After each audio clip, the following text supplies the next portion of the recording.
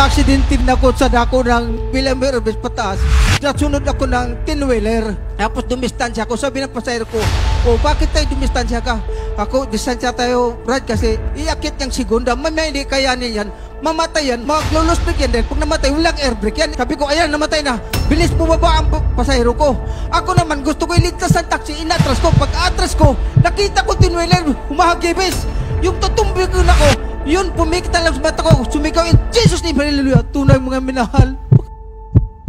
Ang aking taxi natrasan lubid trailer. Sinalaw ng tinwheeler. Subalit ako'y namangat sa gawa ng mga Panginoon.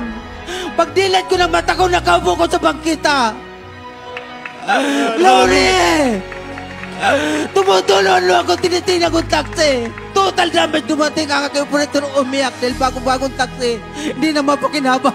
Oo po, nakita ko po yung driver niya hindi nakababa. Kitang-kita ko sinagasaan na trasa ng tinilan.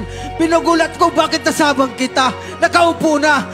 Ni galos, wala akong galos. Nirecover ako ng Channel 2, Channel 7, Channel 9, Channel 4. Sabi niya, kuya, the big miracle. May miraculous po yan, mga minal, sabi niya. Lahat ng simbahan, pumasok ka, magpasalamat ka. Sabi ko, hindi, isa lang simbahan puntahan ko.